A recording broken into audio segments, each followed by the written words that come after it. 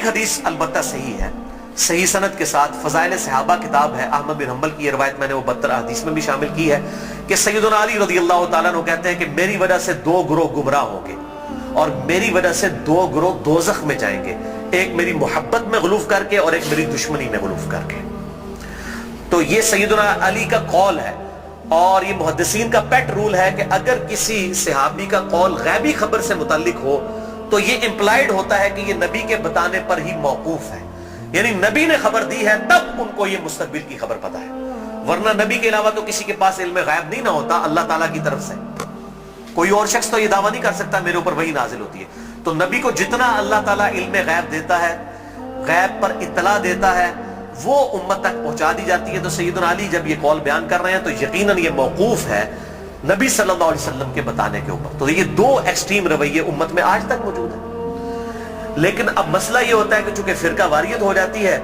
تو اہل سنت سے اگر آپ پوچھیں گے وہ کہیں گے جی وہ جس دوزخ میں جس گروہ نے جانا ہے نا وہ یہ رافضی شیعہ ہے،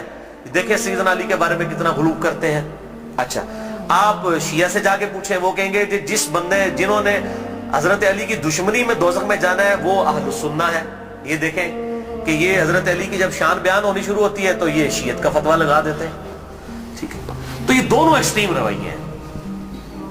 اہل سنت کے ہاں بھی ناسبی موجود ہیں جو سیدنا علی سے بغض رکھتے ہیں، آج تک موجود ہیں، اور ان کی زیادہ تر تعداد جو ہے وہ اہل حدیث اور دیوبند مکتبہ فکر کے اندر موجود ہے۔ آپ کچھ بریلیوں میں بھی ایک کا دکا دانے آنے شروع ہو گئے ہیں، اور اسی طریقے سے جو رافضیوں کی اکثریت ہے وہ اہل تشیع کے ہاں پائی جاتی ہے جو کہ سیدنا علی کے بارے میں غلو کرتے ہیں۔ اہل سنت کا درمیان میں مسلک ہے اس حوالے سے، اور اس میں میں وہ امام شافعی کا شعر کوٹ کروں گا ضرور، جو انہوں نے دیوان الشافعی ان کا اپنا دیوان چھپا ہوا ہے، اس میں کوئی سند کی ضرورت نہیں ہے، اور تمام ائمہ محدثین نے اپنی حدیث کی کتابوں میں اس قول کو نقل کیا ہے، اسماء الرجال کی کتابوں میں اس قول کو نقل کیا ہے۔ امام ذہبی رحمہ اللہ نے جو امام ابن تیمیہ کے شاگرد ہیں انہوں نے بھی نقل کیا، امام ابن تیمیہ نے بھی نقل کیا، اور امام ابن کثیر نے بھی، اور باقی سارے ائمہ نے، ابن حجر اسقلانی نے بھی،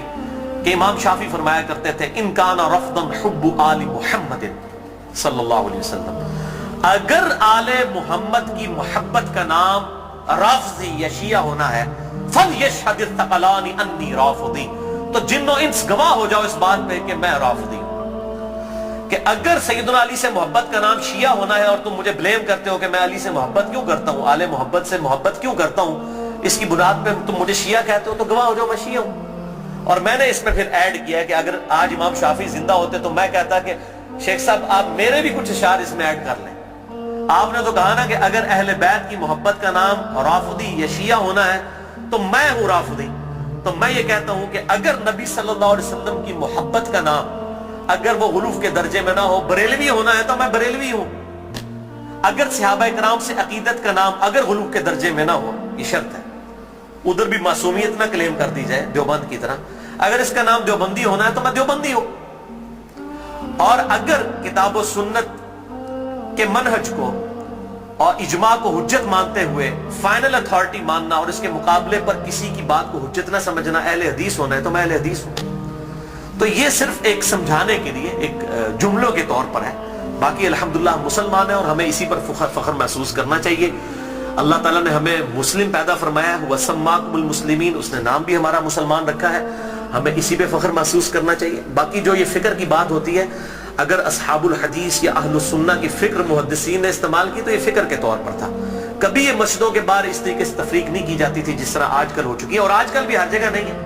پورے سعودیہ میں اس طرح کی تفریق نہیں ہے کہ مسجد کے باہر آپ کو اس طرح کی چیزیں ملے، یا ملیشیا کے اندر جن ملکوں کے اندر تھوڑی ہوش آئی ہے تو ان چیزوں سے چیزیں پاک ہیں۔ اور ایون ہمارے جو یورپ اور امریکہ کے اندر اگرچہ فرقوں کے نام پہ مسجدیں بنی ہیں لیکن کم از کم وہاں پہ اتنی ٹالرنس ہے کہ لوگ تمام کے تمام لوگ ایک جگہ پہ نماز پڑھتے ہیں، ایک دوسرے کے پیچھے نماز پڑھ لیتے ہیں۔